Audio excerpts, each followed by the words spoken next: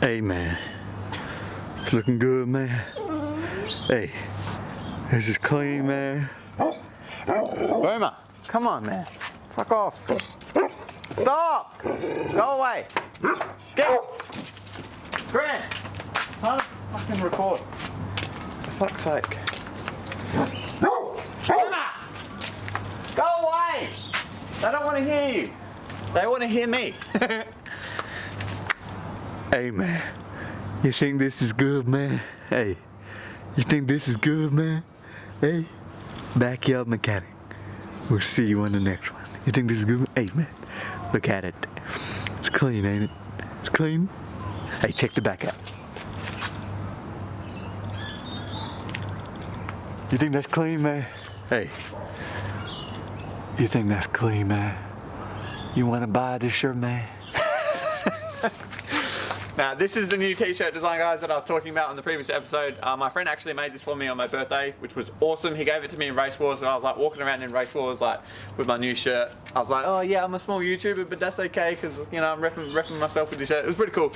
If you guys would be interested in buying this shirt, just leave a comment down below or just like this video, and I can get that ball rolling and make it happen for you guys. Also, I have another t-shirt design which we'll put on screen right now for you guys, so have a look at that. If you like it, again, leave a comment down below and like this video, or one or the other, or both, if you want, and we can make it happen. And if you guys are interested, I can keep making new designs and new t-shirt designs, and I can do other stuff as well, so we'll just see what happens. But yeah, if you guys show the support that you like that sort of stuff, then I will definitely do that for you. If you don't really care about it or whatever, then I won't even bother. I'm just mainly just going to do it for you guys. It's really nothing to do with me. And when I say that, I mean, like, obviously, you know, I'm going to earn money from it, but it's going to be going directly back into making videos for you guys, like parts for the cars, project cars, filming equipment, all that stuff. So it's no personal gain, it's literally so I can keep making videos for you guys, which is exactly what I want to do. So if you guys are interested, let me know and we'll make it happen. But let's get into what today's video is about. So we're going to be putting the turbo on with the exhaust manifold, and I just want to clear up really quickly, because I'm going to explain in the video, the files of me putting the turbo on got corrupted. So I had to kind of refilm some stuff, which sucks. But anyway, you'll see when you watch it, but I do apologize for that. So yeah, let's get straight into this video, guys. I hope you enjoy. Let's do it. G'day, boys! What's going on, guys? So this is a update again. So I have gone and picked up my exhaust manifold after being faced. This surface here wasn't 100% flat, so I had to get that machined. Looks real good. I also got it sandblasted because it was pretty rusty and tatty. I got some new exhaust studs for the turbo. So they'll sit in there like that with some anti-seize. I've got a gasket for it. I got a gasket for the rear exit, or the outlet. Got my exhaust manifold gaskets. Just wander outside. I've got my Rio bar just chilling on the floor because I've got to make some mounts to mount my intercooler properly, because it's not very good at the moment.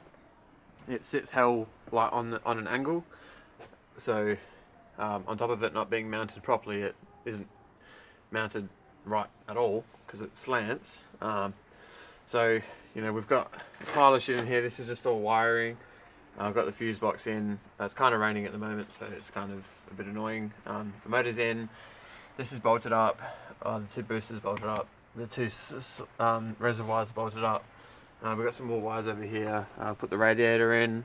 Put the belts on. New belts for the power steering and the alternator belt. And then our covers are currently getting painted. I'm not going to tell you what colour, I'm just going to show you when they're here, and I'm fucking so excited for it, I can't wait. So let's go underneath and show you. So we've got our, just wait for the light to adjust. We've got our gearbox here. That was a one-man army job. an inexperienced apprentice one-man army job. So it was a bit of a hassle for me trying to get it in, but I got it in eventually. We got a front drive shaft in. We got our rear drive shaft is kind of in. So let me just turn that around for you. It's kind of in. I've got some bolts to tighten up. So we've still got I'm going to clean the bottom of this gearbox. I've still got some few things to attend to underneath here. The gearbox is in. Our suspension, we've got a lot of these nuts that I've tightened up because I just had it loosely bolted for a while. So they're in. You watched me put these in. I ended up tightening them. It was a bit difficult to get in there and tighten them, but I did it. So we've got new bolts for here. They're probably going to be too long. I might go get some ones that are shorter on the tail here. We've got a fitting here which is for the power steering unit, which I'll show you part of. So we've got that line that runs up, this one here, so that runs up to the unit, comes down to this, which I had to, because I bent the original hard line pretty bad, kinked it real good. Dad reckoned I could have fixed it, but I was just like, nah, we'll just buy a new one. So $170 later, all these fittings, because I needed to reuse this sensor. I don't know whether when I do a high cast delete whether this is all going to be wasteful or not. But this line goes straight from the power steering unit to the actual column here. So I don't think it's going to be wasteful at all. This rain's really giving me the shits at the moment. Yeah, so you know, we put our starter motor in. There's like a wiring lead here that I've got to tend to, because obviously it can't sit like that right next to the spinning object, and it's really coming down with rain at the moment. So I've got one wiring loom that I've retaped and I've put in there, and it's all hooked up to the right thing, so I might just have to go through with some cable ties and tighten some things up, or I might have to reroute it in a certain way so that it won't interfere with this, but I'll figure it out.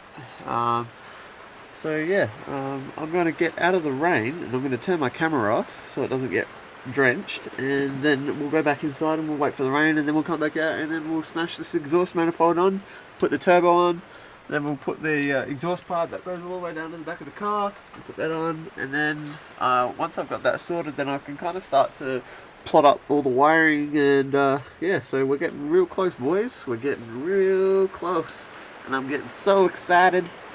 So excited! Anyway, stuck to your soul, man! Before you bolt the manifold up, it's important to check the rivets that hold the layers of the gasket. Sometimes the rivets don't clear the manifold face, which will prevent it from sealing. You need to cut the rivets out without damaging the gasket or getting the layers mixed up. I swear, I face my fears, from swimming in the ocean to rapping on stage, just boasting, to cruising in my new Skyline, just coasting. So many lambs I roasted. The gasket for my RB26 came in half because there are two factory manifolds. This leaves an area between cylinders 3 and 4, but remember, this will have no effects on sealing as it is not the area being sealed. So when you're ordering your gaskets and you have one manifold like I do, don't let this put you off. Then I'm feeling elevated. Went through breakups just to make up the man that I am. I love you, baby girl, forever in my heart. But now I see shit crystal clear. Taught me to love with no fear. Oh man, what a year, what a year. Once your manifold is on, route your oil and water lines. Don't forget your washers and nuts. Bolt her up. Now it's turbo time. Turbo time! Alright guys, so I'm just going to show you what to do here. You might already know what to do or whatever, but we're going to be putting the fittings onto the turbo because the turbo is moments away from getting mounted.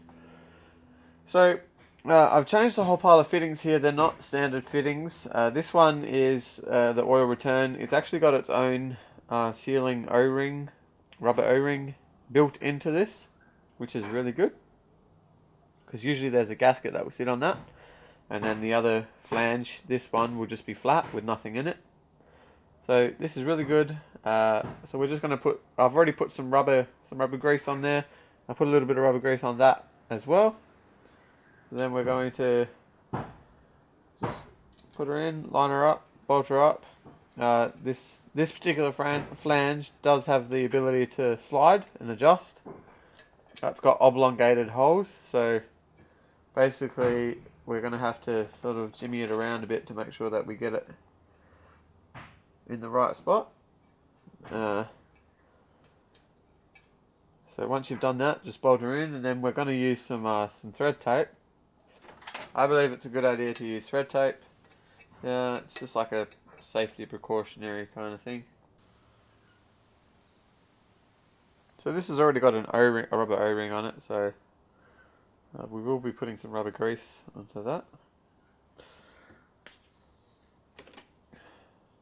So you can see the last bit is like trailing, so as I'm screwing it in, it won't get caught, it will just slide over the top.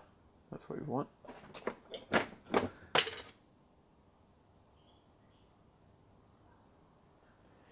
So just a little bit of rubber grease, we're just going to go around the rubber O-ring. Alright, so I've got a socket on here, so I'm just going to wind it in nice and slowly.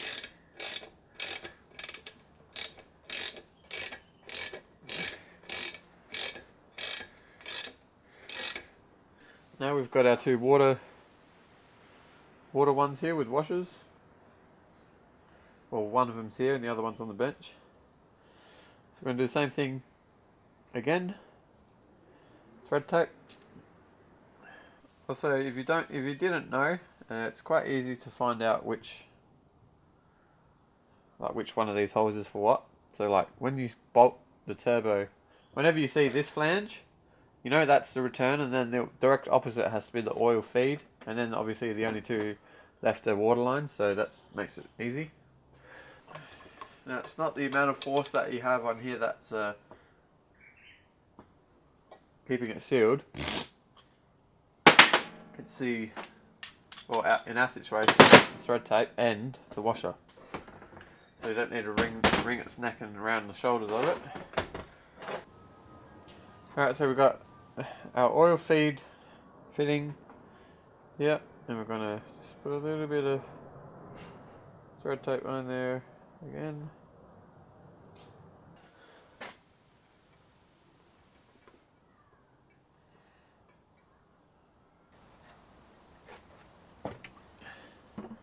So we've just got some anti-seize compound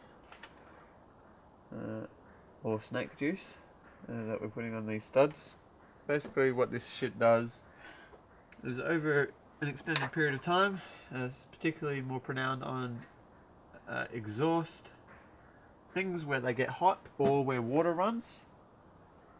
They can think when the threads can bind, so this stuff just helps to keep it lubricated and to help stop it getting corroded and binding together, so that when you come to take it off for whatever reason, you have a better chance of actually being able to take it off without damaging the nut or anything like that. So we've just gone ahead and we're going to put it on all of our exhaust stuff, and I've used it previous in some water things that I've done. So it's a good thing to have. Definitely, if you're doing a job like this, I would recommend going to buy some of that shit because it's good.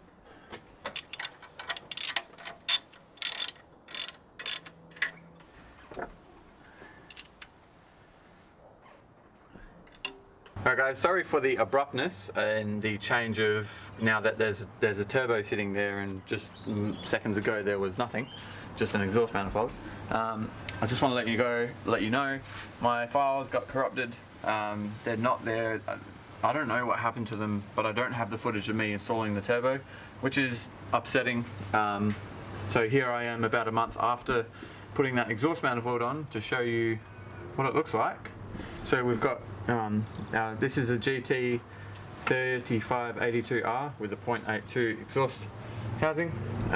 We've got our lines are hooked up, our feeds for our oil and water, and our returns as well, with braided lines, etc. Braided lines down there for the return. I don't know if you can see that just under the outlet for the It's not really focusing, it's a bit dark down there.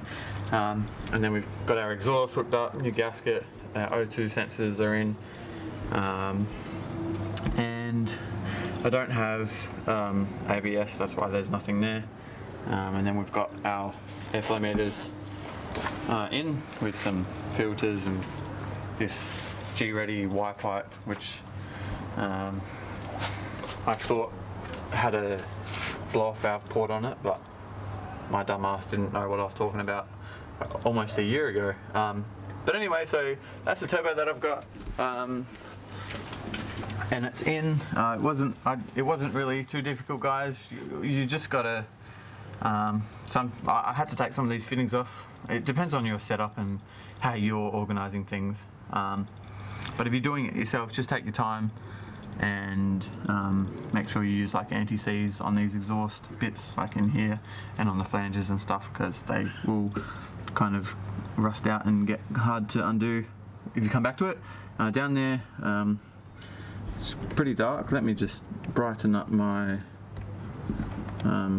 camera for you so you can see it. Down there is my external wastegate to a screamer, which just goes straight down. I think that's like 45 mil, somewhere around there. So I can't wait to hear that thing blasting when I do my launch videos and just driving videos and stuff, which is going to be sick. So yeah, I just wanted to give you guys just a quick update. That's the turbo, it's in. This is covered because I want to show you this later. It's kind of a surprise. It just looks really nice, so you'll see. And also, like, in the time since you saw me put the exhaust manifold on to now seeing the turbo, things have changed in here. Like, the wiring's all gone, and you know, it's cleaned up, and it's apart from this pile of shit down here, it's like it's all in there pretty much. It's like 95% complete.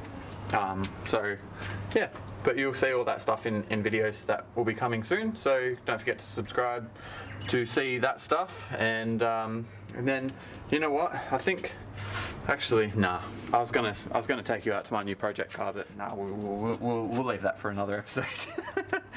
Sorry about that for all you guys that just got really excited. Sorry about that. Anyway, guys, I hope you enjoyed this video, and I'm going to cut to my outro right now to you know, do my thing, we'll see you on the next one, you know, the famous quote for Backyard Mechanic. So yeah, take one last look, guys, and then we'll be seeing you on the next one. Yeah, buddy. Go the boys! Alright guys, that is it for this episode. We are getting dangerously close now. Especially seems as you have seen kind of what's going to be past the next couple of episodes, because I had to re-record that end bit. I actually did it just now. I re-recorded it for you guys.